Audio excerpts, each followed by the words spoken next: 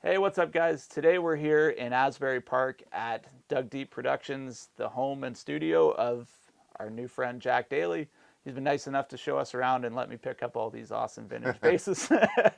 So it's taken us a while to get around to actually doing the interview. But Jack, thanks for having us down. Oh, my pleasure. Glad to have you guys here. So for you folks at home that might not know, Jack's played with some amazing artists. You were Lenny Kravitz's bass player for 15 years. Yeah.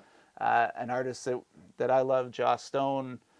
You played with Mick Jagger, Bruce Springsteen, Little Steven, Beyonce, Jay-Z. A little bit of work with Michael Jackson. That's right. So I guess I know that you eventually relocated to New York, but where did you come from in the first place? I grew up in upstate New York. Oh, nice. Yeah, in like around the Troy area. Yeah. I don't know if you're familiar with that. Yeah, for sure. But I grew up there, and I was in all these bands up in the upstate New York area, and then I started working at a studio, and my intention was I'm gonna become an artist. Yeah. I'm singing, I'm writing the songs, and I'm gonna become an artist, and I kind of got into this thing where I was sort of like the head engineer at the studio, so I had free run of the place. So Oh, nice. yeah, so I was there like literally every day, 7 days a week, all day long.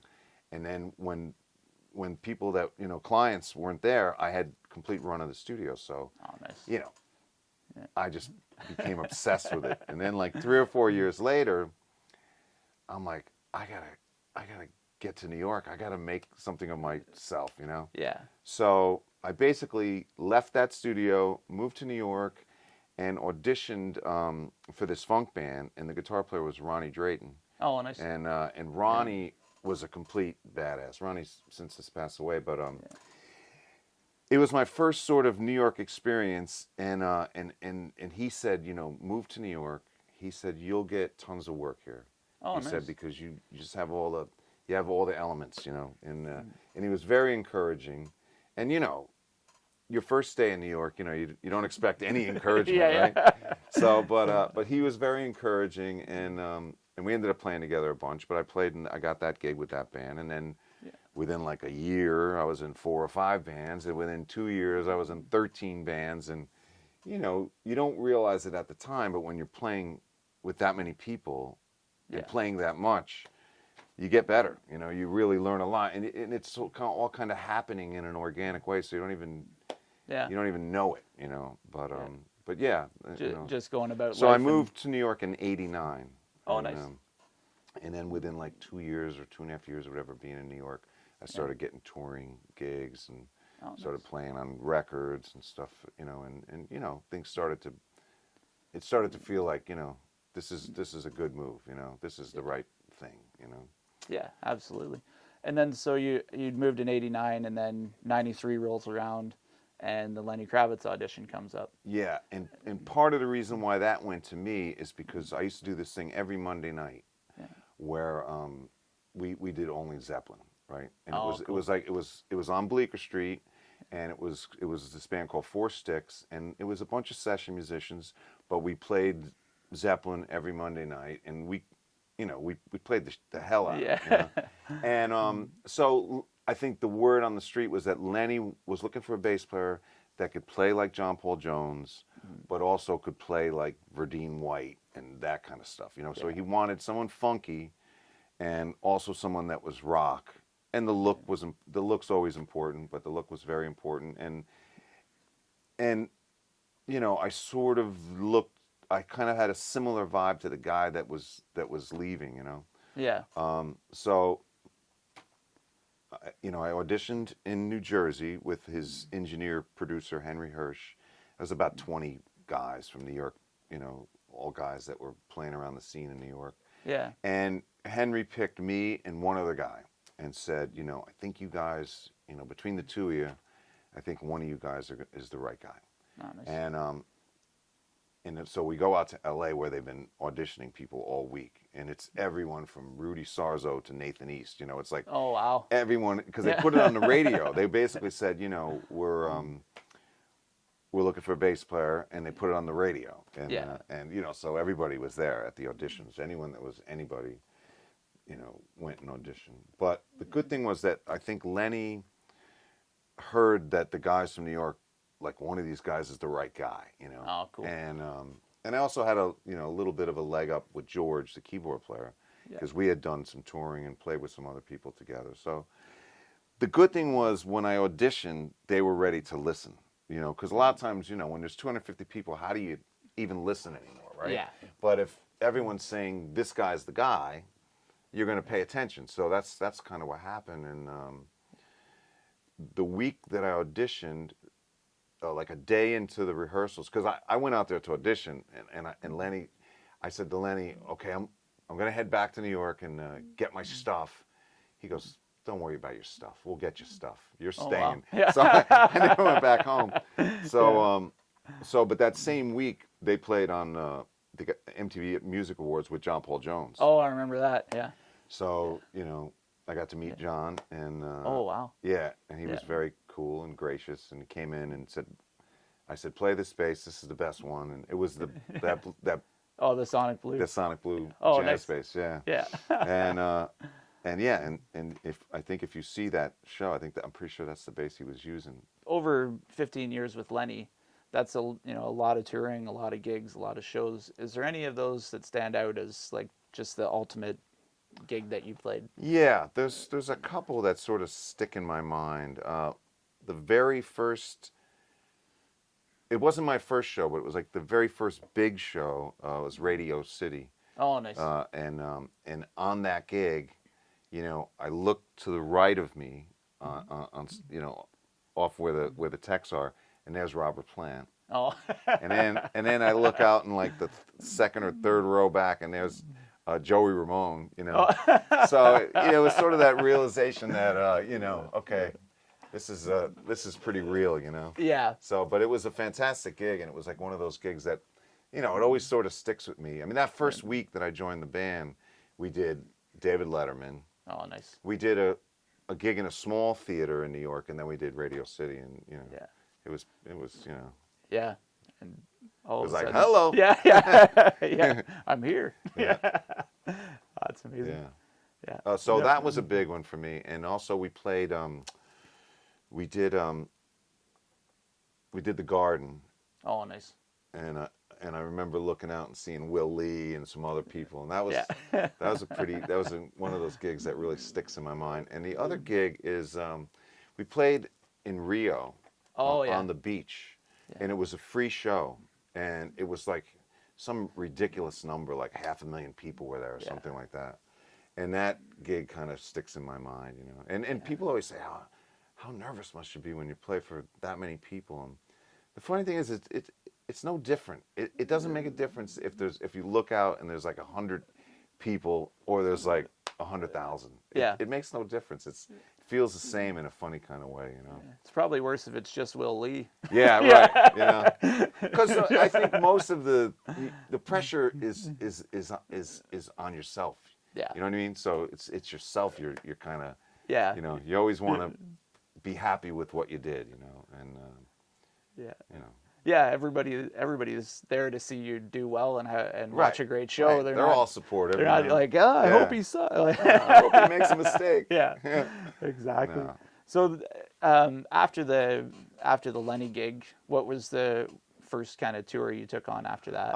Right after Lenny, I actually did one tour. You know, I was just filling in. I was subbing really for it, but it was for Boss Skaggs. Yeah. And I was really into doing it because when I auditioned for my first real sort of club band where I was playing like 5 or 6 nights a week, I was like 16 or something. I auditioned with Lowdown.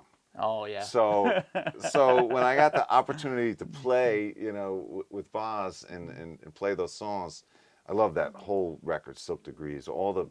David Hungate played bass and just phenomenal bass playing. So I was like really into it, you know. Yeah, absolutely. And you know, it gave me and it was a funny thing because Craig Fruin, who's Lenny's manager for all these years, still is. He calls me, he says, "You think you can just play with Boz without rehearsing, just show up and do the gig?" And I'm like, yeah, no problem. So I do it, right? I show up and you know, shed the stuff and really know the material and show up and do the gig, no problem. But then I realized, man, Boz is like, he's a serious cat, you know. Yeah. If I knew, you know, how serious he was, I probably would have said, no, I don't think so. But I just, you know, I was ignorance is bliss sometimes, you know. Yeah. I just showed up sort of like, oh yeah, I got this, which I did, but come on, you know. Yeah. If I knew how serious he was, I probably would have said, nah, maybe a couple rehearsals would be good. Yeah, give me a little more time on it. Yeah. But it was a really fun gig, and you know, it was short-lived. I think I did it for 2 months or something, but I was subbing for his musical director. Yeah. Who was out with David Sanborn at the time. So. Oh, nice. Yeah. And then so post Boss Skaggs, a little bit more time just doing recording, some more sessions. After that period of time, you know, I sort of wanted to really concentrate on producing and mixing, and I was working a lot with a British producer, and he had his own label. And I was sort of the house mixer. Oh, nice. And sort of was really concentrating on that, like really, you know, I didn't really want to tour for a minute, you know, and that went on for about 3 or 4 years. And then one day I just sort of said to myself, you know, if I don't get back on stage soon, because it's like 4 years or something like that of being off stage, I'm never gonna do it, you know. And I wasn't ready to sort of accept, you know, not doing that anymore. So I then gradually started getting back into touring. Dana Fuchs, who's this amazing blues rock artist, I started playing with her, and I worked with this band called Gideon, Luke and the People, which was like which seems like it's kind of like, I think we were like a little ahead of our time or something, because it seemed like everyone is doing something similar to that now. It reminds me a lot of like the Black Pumas or bands like that, right? Yeah. And it was really cool, and we got it really close. You know, we went over to England and we played on Later with Jules, which is a fantastic show and an amazing opportunity. And they really were behind the band, and it seemed like, okay, you know, maybe we'll get this happening. Yeah. But it just sort of, you know, it sort of, there was like a certain point where I couldn't really do it anymore. I had to do other things, and I started touring in Europe with a few large European artists that were, you know, it's a funny thing in Europe, because you'll have these artists that are huge in their country, but no one knows who they are anywhere else. So I got an opportunity to work with this gentleman, Manolo Garcia, and he wanted David Bowie's rhythm section. Oh, okay. And so it was all David's people, except for Gail. Yeah. Who was out with Lenny, couldn't do it because she was out with Lenny. So so Jerry Leonard, who was David's MD, he suggested me. He's like, well, you know, Gail's playing for him, so maybe, you know. So I ended up doing that tour, which was a pretty amazing experience and really fun, you know. And I, you know, I had no idea. I got over there, same kind of thing, you know. Clueless. I got over there and I thought, you know, I figured we're playing for like 500 seaters or something, you know. Yeah. And it's like the first night, and we're playing outside, and it's like a huge, you know, stadium. It's like 20,000, 22,000 people, and they're all singing. They know every word of every song, and it's all in Spanish. Yeah. And you know, but it was a blast, and nice. You know, we stayed in Madrid, and we only played 1 gig a week, so I had the whole week. Oh, wow. You know, hanging with you know, Jerry Leonard and Zach Alfred and you know, the guys from David's band and in Spain, and just, you know, we had a blast. Oh, nice. And then I went to Germany and started working with this guy who I had already done a record or two with, Marius Westernhagen, who was just here doing his new album. Oh, nice. Which debuted at #2 on the German charts, so psyched about that. Yeah.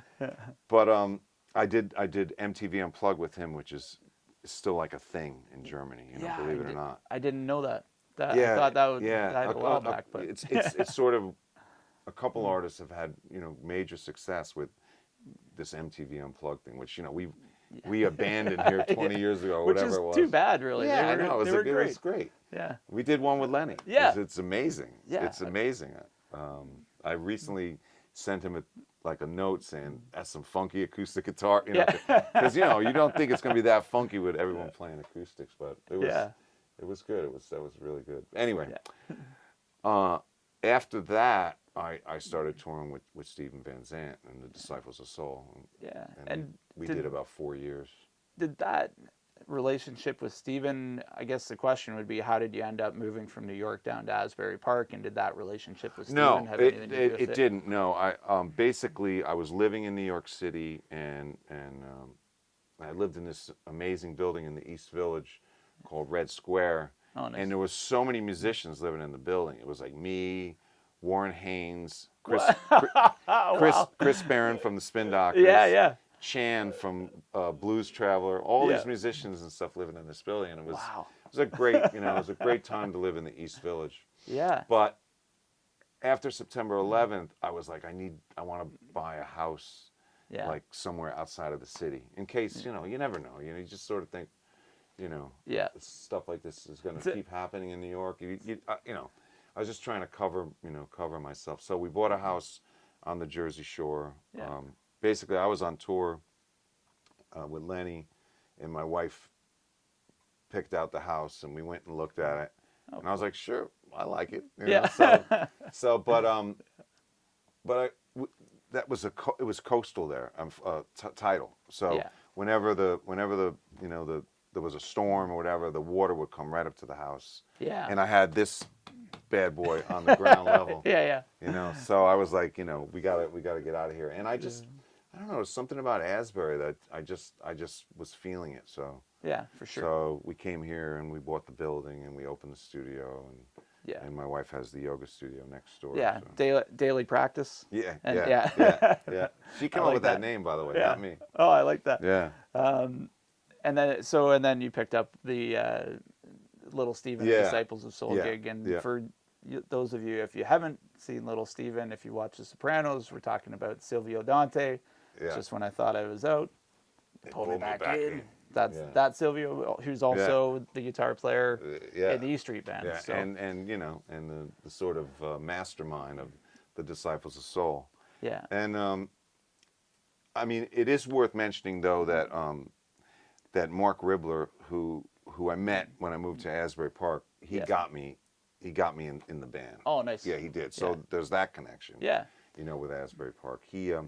Mark was Darlene Love's MD, and he was doing a tour with Darlene Love, and I filled in on that for a while, and then we kind of sort of moved that band over to Steven. Oh, nice. And Steven's thing, we didn't expect it to be what it ended up being. We thought we did one show in England at this blues festival.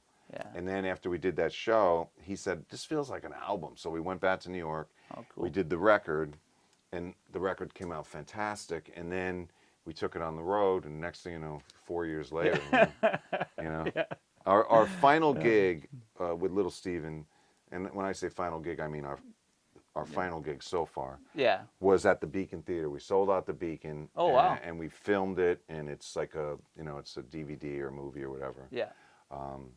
And, it's great. Yeah. It was a great gig and fantastic music. And a great way to end off, for at least for a period to have. Yeah. Well, we sort of stopped, and right after we stopped, COVID hit, so. Yeah. So, even if we hadn't stopped, we would have stopped. Yeah. The great gig killer came through. Yeah. Yeah. And we were chatting a little bit earlier. You kind of did a gig at the start of COVID and a gig right after COVID, and they were fairly interesting. 2020, I had two gigs altogether, right? So at the beginning of 2020, I got called by Lenny Kravitz, who I hadn't played with in like 12 years, you know. Yeah. And he said, well, we're doing this corporate in Davos. I think it's the economic forum. Yeah. It happens once a year. Yeah. And he said, you want to play? And I'm like, yeah. So I listened to all the songs, and there was only one that I hadn't played before, so came Not back bad. pretty good, you know. And I went and played with him, and it was the weirdest thing because it really felt like it was like 12 days, not 12 years. It was just like the strangest I got, and it was a different drummer, you know, but he's fantastic, Franklin Vanderbilt. Yeah. And but it was, you know, Craig Ross on guitar, George Lax, same sax player, Harold Todd. Yeah. And it just felt like, you know, just like the old times. like yeah. It was pretty amazing. Yeah. And then it was about 2 weeks after that COVID really hit, and I was doing. I was hanging out with some people, and we were sort of joking about it, you know, like a week before, and then all of a sudden, Yeah. you know, everything's done. So, Yeah. so that year, 2020, was when I finished building the studio because I had nothing else to do. Yeah. Right? For sure. So I would get up every day and come over here, and you know, whatever the project of the day was, try to get the studio a little closer to being open. But then in December. Might have been the first or second week of December, I get a call from Steven Van Zandt, and he said, you know, we're doing SNL, and you know, he said in a very Silvio Dante kind of way, I think I'm going to need you to step in on this. Yeah. And, I'm like, and I said to him, well, I said, you know, Steven, I said, it's next weekend. He said, yeah, and I had like my first big session at the studio booked. Yeah. And I was like, I got a session at the studio, you know. And Steven goes, and he just, you know, he just moaned in a way that made me realize that, like, he already sold the idea to Bruce that if Gary can't do it, I got the guy, you know. And he did not want to have to unsell that after he sold it. I think that's what happened anyway. So I just said to him when he did that, when he made that sound, I was just like, I'm in. Yeah. Whatever you need. Whatever you need, boss. Yeah. So yeah, I did it, and it was great. It was amazing. And my concept for it was, you know, just try to sound as much like Gary as you can. Yeah. And it's not about you. It's not about getting noticed. It's not about trying to stick out. Yeah. It's just like take your place in the back. Yeah. Play the songs as perfectly as you can, and don't mess up. Yeah. Yeah. And after we did the show, and Bruce was great. He was very gracious, and he just would always, you know, when we rehearsed and stuff like that, he would just say, "Sound great, Jack," and that's all he said. You know, he just said, "Sound great." Yeah. And Steven, I hit Steven up after, and I thanked him for asking me to do it. Yeah. And he said, You did great, like I knew you would. In other words, if you hadn't, I might have had to whack you, you know. Yeah. He was cool, and so that was it. Those my 2 gigs for 2020. So, first gig, Davos with Lenny Kravitz. Yeah. Next gig, Saturday Night Live with Bruce Springsteen. Yeah. Without it, like, it's nice to have a little ramp up. You know, when you're gonna do, you know, and that show. You know, I was telling you earlier that show, and I think I've done it like 4 times. It's the most intense of all the TV shows, you know. I mean, they're all intense in their own way, and it's sort of like, boom, you got one shot, you know. Yeah. But that particular show, I think, is the most intense, just because it's got that New York energy, you know. You know, and they call you over the loudspeaker, you know, Springsteen down, come to the, you know. Yeah. It's just, you know. It's just, you know. Like you said, just hallways of people flying hallways by. And there's all the stars walking by, and you're just standing there like going, oh, boy. When I had heard the actors talking about, like, it's great at first because you go and you do these rehearsals and everything's good. Yeah. And then when you go to do the show, they're like, you're on in 3 and we want you to change this to this. And it's well, that's a whole I mean, I don't know what would happen if they said, oh, well, we're changing the arrangement 3 minutes before, but thank God, you know, that didn't happen. Yeah, absolutely. But it's, you know, it's intense. Live TV is always intense, you know. It doesn't matter what it is. It's always intense. It's nice doing live TV off the back of touring. In other words, you've been out touring a song and it becomes a hit and you're going to go play it on TV. Yeah. That's kind of like no pressure, right? Because you've already got it like so ingrained and so in your hands. But when it's, you're coming off of no gigs at all. You've been a carpenter for like the year, building your studio. And playing with the E Street Band. Yeah. And like what you said is, obviously they've had the same bass player forever. Yeah. They must like what he's doing. Oh, so Gary's why mix it up? He's phenomenal. Yeah. So, I was lucky because I was given like a bass tape, which had like, the bass on one side and then the record on the other side. So you could really hear what's get going into on what it was on the record and really learn the exact part. Yeah, that's handy. There's nothing worse than having to dig through a mix and try and hear. Sometimes you're like, it's amazing sometimes too when you think it's what you think it is, and when you really hear it, depending on how thick the whole recording is and stuff like that. And sometimes it's half of what you thought it was. Yeah, exactly. Or there's you heard something in a guitar part or a keyboard part that made you think the bass was playing this or that, Yeah. But sometimes when you hear it really isolated. Yeah, that's makes always a big difference, always super interesting. Yeah. A good question for you, as a guy with the resume that you have, and you kind of alluded to it when talking about the E Street Band, but what are the things that, obviously as a bass player, you can play the bass, and that's sort of the key to get in the door. If you couldn't do that, you're not going to get the gig. But what are the other things that you think you bring to the table that makes people say, let's get Jack on this gig? Because it has to be something. I think it's a combination of things. I think one thing is, it's sort of, I'm a rock and roll bass player, but I'm an R&B bass player. And I really grew up, when I learned how to play the bass, the songs on the radio, songs like For the Love of Money, Skin Tight, all this kind of funk stuff where the bass was really the main focus. That's what I learned on. That's what I really, that's sort of how I,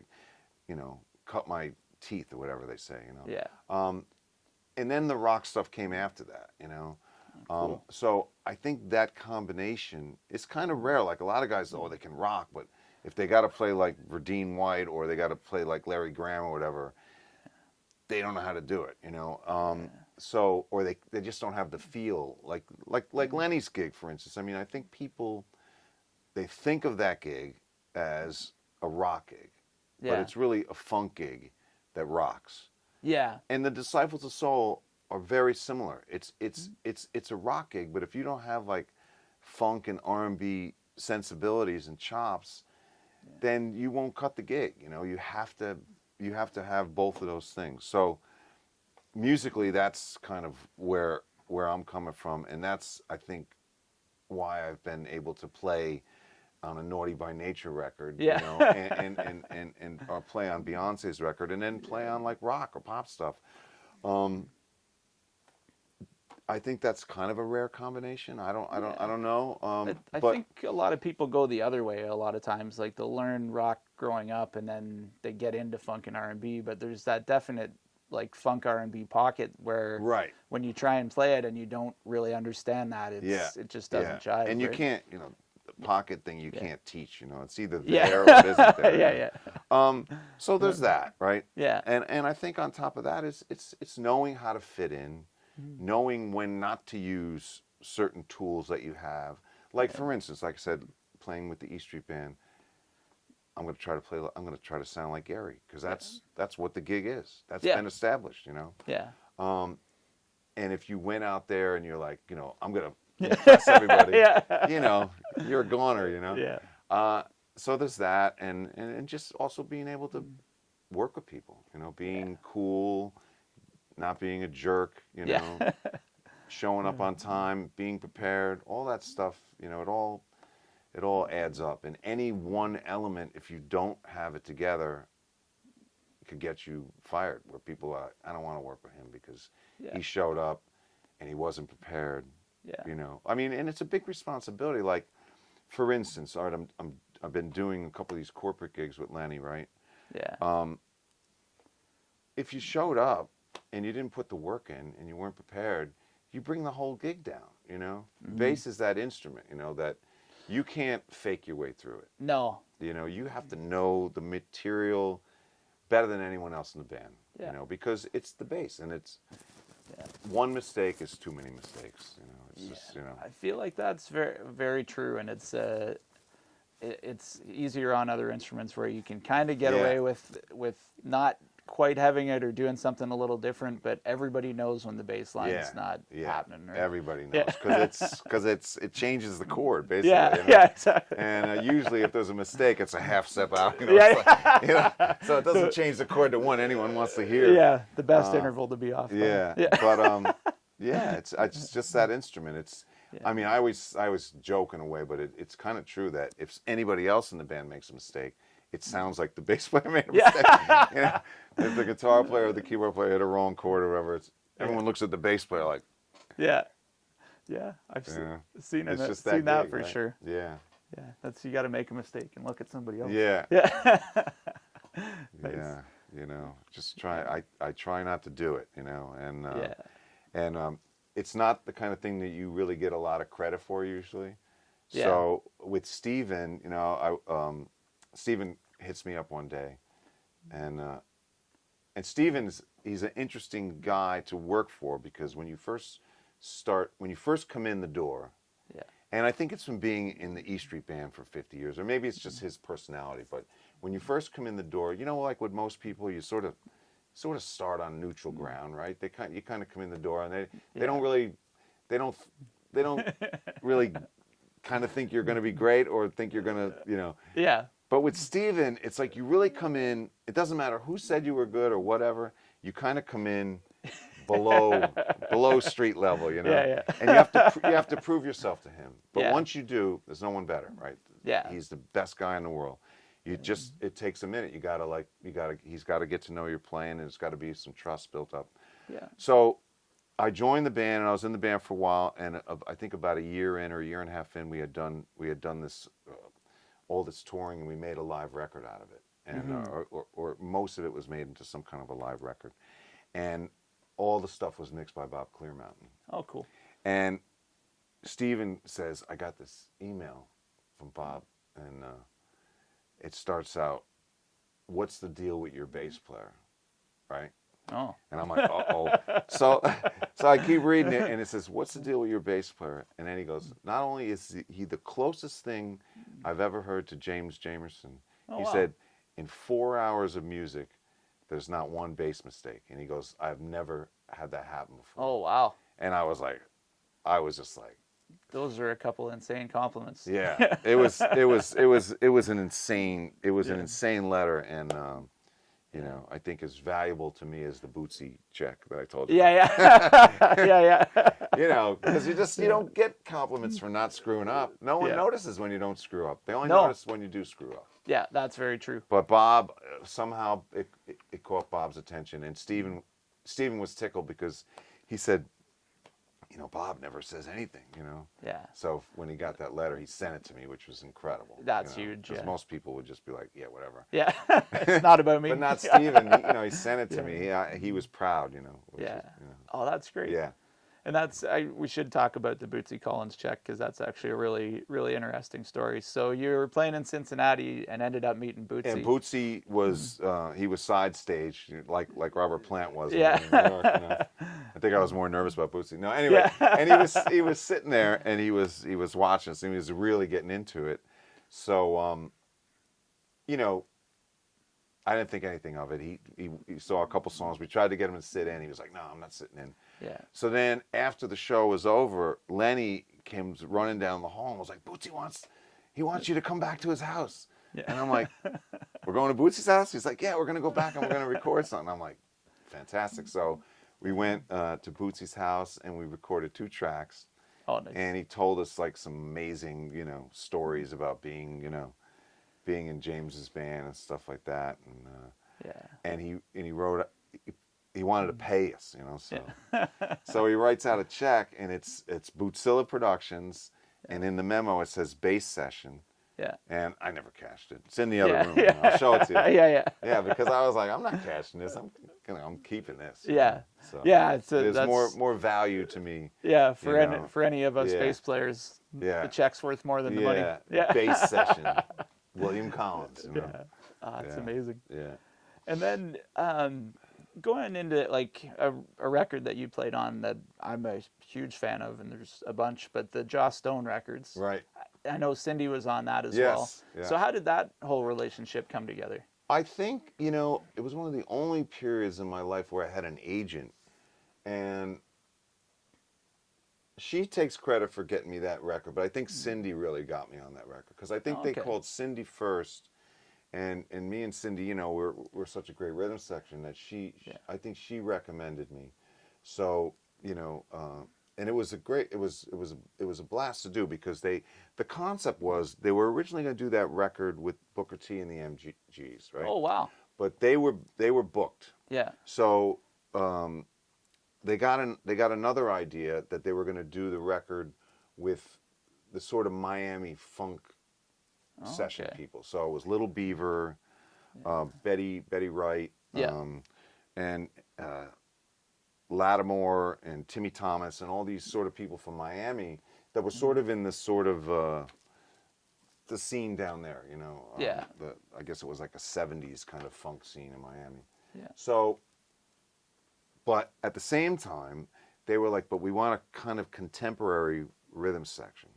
Mm-hmm. So all these, cats were a bit older, and me and Cindy were brought in to kind of keep it contemporary. Oh, gotcha. Yeah. So, which is funny because it's so old school anyway. But I think that was maybe so that if they made a reference, like we want this sort of like this D'Angelo track or this other track or that, we would at least have an idea what they were talking about, Yeah, for sure. So, but it was a really cool record to make because, Joss was 15, Yeah. And she claimed, and I think it was true, that she had never really sung with a live band before, Yeah. And within like 5 minutes, it was like, she was the pro. Yeah, she's got this. Yeah. She's just amazing, and she was just as amazing then as she is now. She was just 15 years old and just like she had been singing that way her whole life, Yeah, you wouldn't have known she was that young just listening to the record. And the record was literally. I mean, they spent some time like maybe doing some additional guitar overdubs and stuff like that, but it was like we did it down in Florida. Yeah. And it was 2 days, I think. Really? I think we rehearsed for a day or two, and then tracked all the stuff. Oh wow. Yeah, and it's all it's all off. Yeah. They're all live takes, They're all live. It's just. That definitely got that sound of the record too, for sure. Yeah, There's a couple tunes on that I really love, I think it was the one you mentioned before. Yeah, Super Duper Love. Super Duper Love, yeah. And I think that there's another one, one of the slower songs that Steven referenced. He said, "Oh, Joss has a song," and I said, "Yeah, I know. I played on it." Oh yeah. He's like, "Oh, you did?" Yeah. Yeah. Yeah, I love her. She's great. Yeah, and it's a great, like I was saying, Super Duper Love for me is if I haven't played bass in a little bit, and I just want a feel good track where I can feel the groove again. I just put it on, and it's not a overly complex bass line, but it grooves. It's right? just groove, right? And it feels good. And I love the drums on that too. Yeah, so good. Drums are really cool on that. Yeah, and Little Beaver. Little Beaver love it. was, yeah. Man, he was really cool. He was really cool. Yeah, and another one I've got to ask you about because I didn't know this until recently was you did some work with Michael Jackson. Yeah. And I think it was just a recording. Well, did you do some work? No, what I did is I was sort of the bass player for Naughty by Nature at that time. Oh, okay. So we had done a bunch of records. Queen Latifah, Shabba Ranks, Poverty's Paradise, which won the Grammy that year for best rap album. Yeah. Of course, my name is misspelled. KG, the guy from the main guy, the producer from Naughty by Nature, he used to always tilt the L, so it looked like a V. Oh. Jack Davey. Jack Davey. Yeah. So if you look at that record and look who's playing bass, it's Jack Davey. Oh, gotcha. Yeah, but anyway, I did a bunch of records with them, and the Michael Jackson thing was a version, a Naughty by Nature version of Scream. Oh, gotcha. Remember that song Scream? Yeah, absolutely. So it was actually Michael and Janet. So I got 2 credits. Yeah. Out of that one, Well, yeah. But it's a cool version. I don't know if you've ever heard it. But I have to check it out. I just in a preparation to come down and meet, I saw that as one of the credits, and I went, "Oh, I got to check that out." Yeah, it's cool. Yeah. Yeah, and that whole record, the Poverty's Paradise record, it's just a really good rap album. Yeah. You know. Yeah. That's a great 94, record. 95, something like that. Yeah. Something like that. I don't remember exactly, but Yeah, so good. yeah, yeah. Yeah.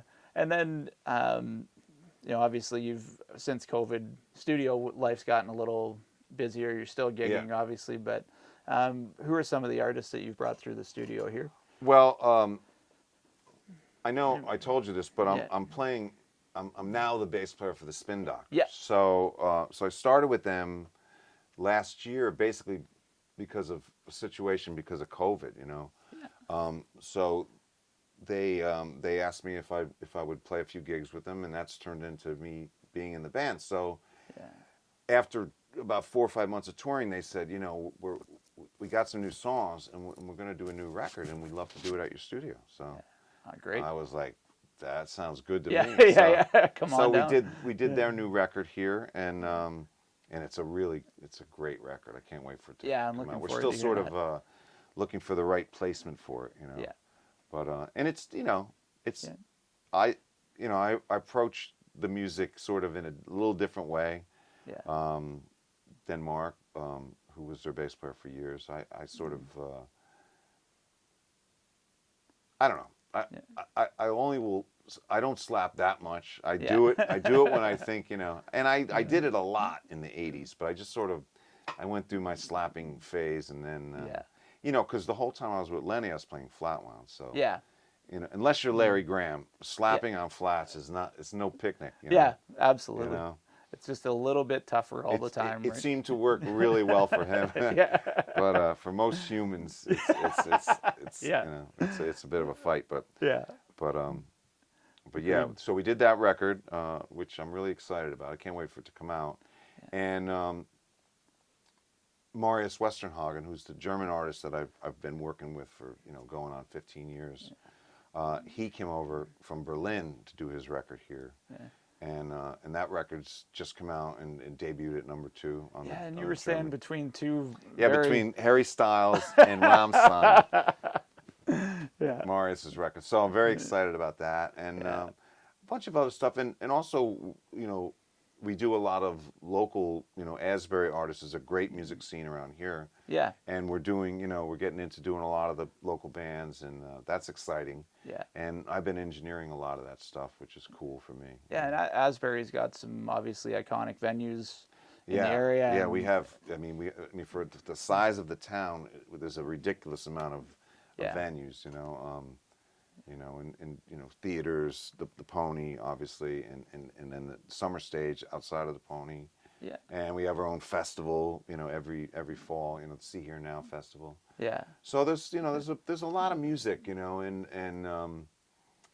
I like, that's why I came here. That's why I moved here, because I like being around all that.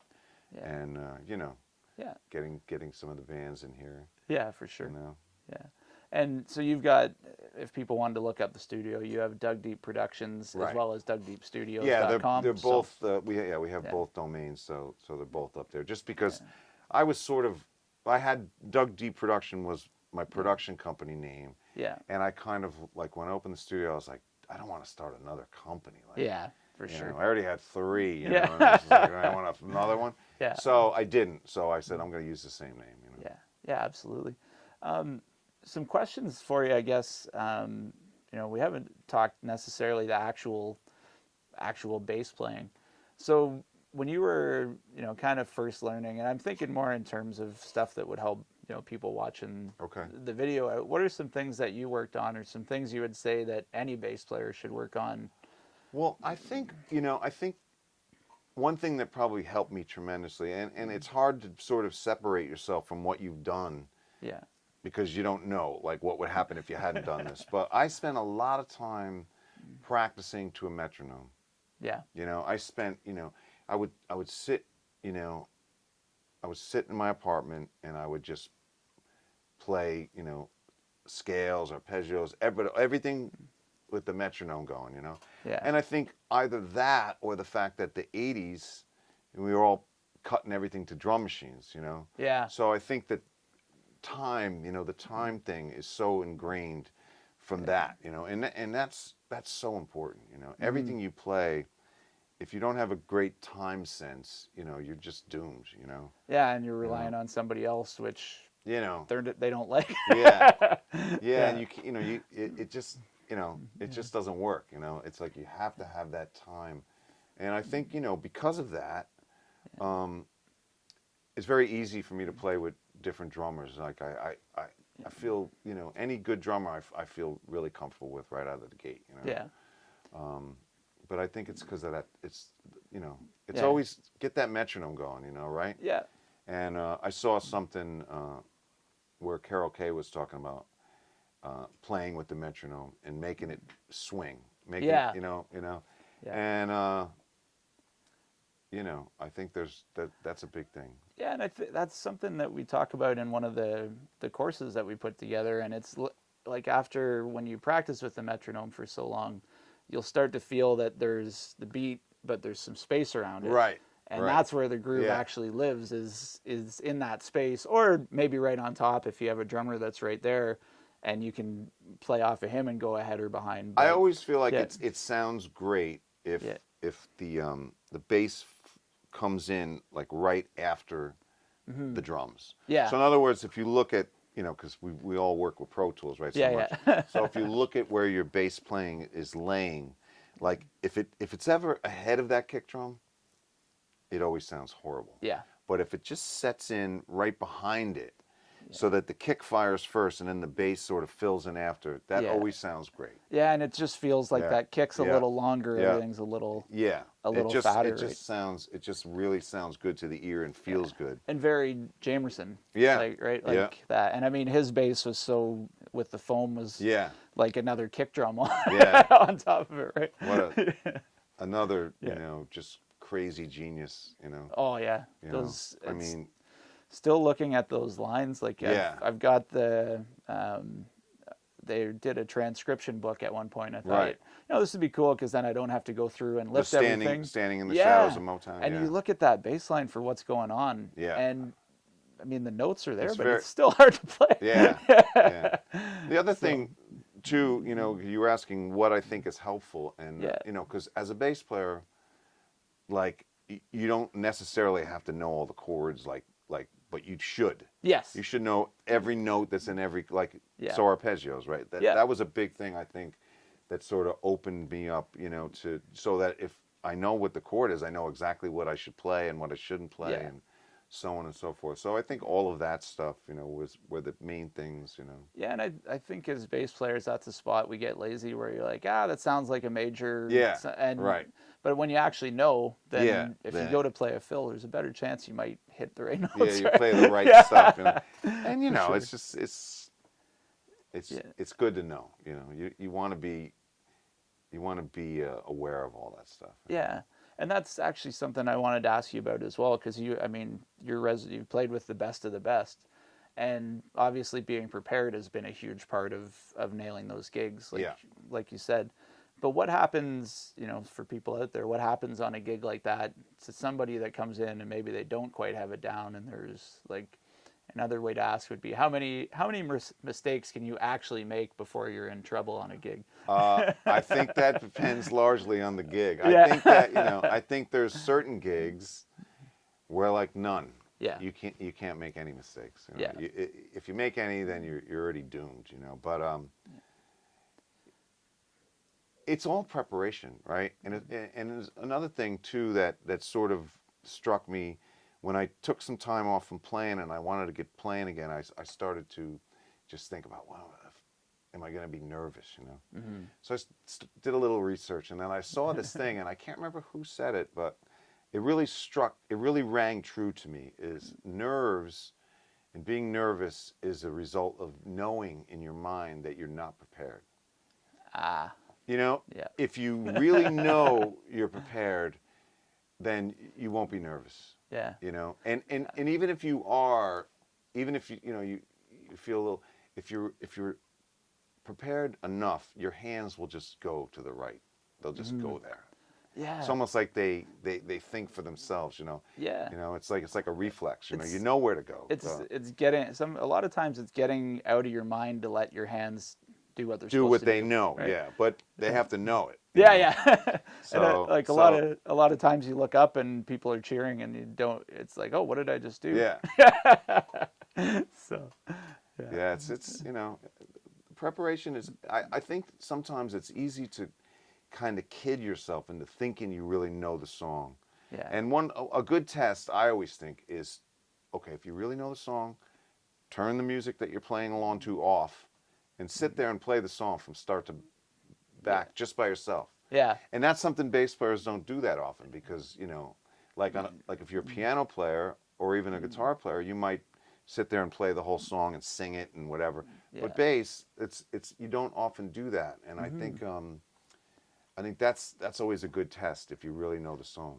Yeah. You really know the structure, you really know the arrangement, you really know all the little details, and Yeah, and you're not relying on somebody else for a cue to when a section change exactly comes. because that's a lot of times especially if you have good ears and good instincts, you can kind of rely on but you're always a step behind. Yeah. You're always like one page back. Yeah. I'm catching up. Yeah. But And so if the cue doesn't come, you're in a bit of trouble too. exactly. Right? So, Or if the guy doesn't look over and be like yeah. Yeah. Absolutely.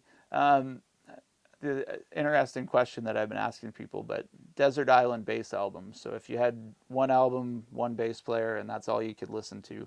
What's going on? Oh, nice. Yeah. That's Jamerson to me is the best. Yeah. No one really touches it. He's just and I mean there's a lot of great players. Yeah. But it's just something about the way he. I think it's first of all the sound. Sound is phenomenal, but it's also the way that he can play so many notes. Yeah. But it never sounds like too many notes. No, and he kind of dances in between the melody and plays with it, but not playing the melody, but rhythmically the same. It's always it's always right in the pocket. Yeah. And sometimes it's very complex. He's he was definitely like an upright jazz player that that switched to electric.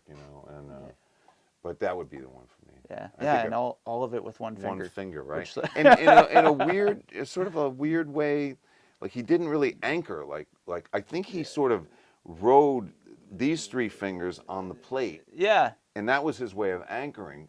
Yeah, and then sort of. Yeah, which is I've never seen anyone else really play like that. No, and so far, like we were kind of talking before, we're both guys that kind of lean towards jazz basses. Right.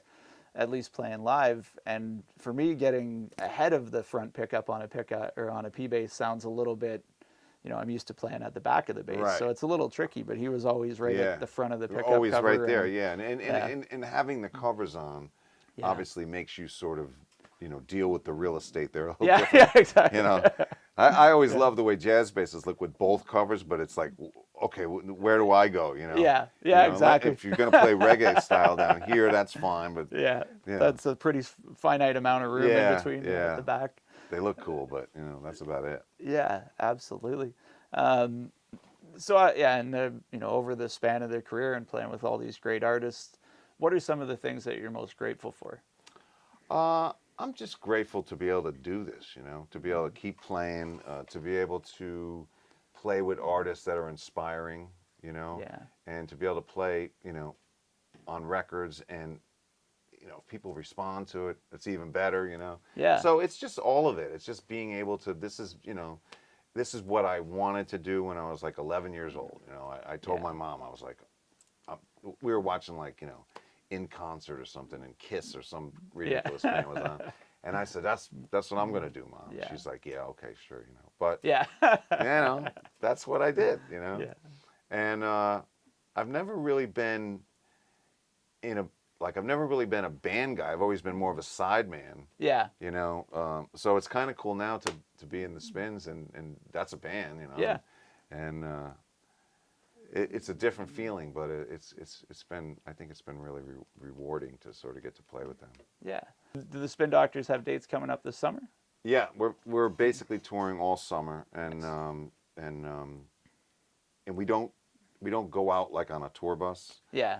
It's more like we do fly dates, so we go out and we're going for the weekend or whatever. But it's perfect for me right now because I can run this studio and you know, go out and play with them for a couple days, and you know, and then be back home and then be back home and be able to, you know, do sessions and stuff here. And as a matter of fact, Aaron Comes, the drummer from the Spins, was down yesterday recording a bunch of tracks. So and that's the kit we saw set up in here when we came in. So. Yeah, that's one of the house kits. We got like 3 kits. And he wanted to use that one this week. So nice. Yeah, absolutely. Well, make sure you guys go see Jack out on the road with the Spin Doctors this year.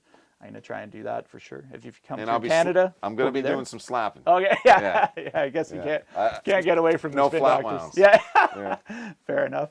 Right on. Well, thanks a lot for having us down to your studio. Oh, my pleasure. Appreciate it so much. Absolute pleasure to finally meet you. Likewise. Likewise. Right on. Glad And you could make it. we'll catch you guys again soon.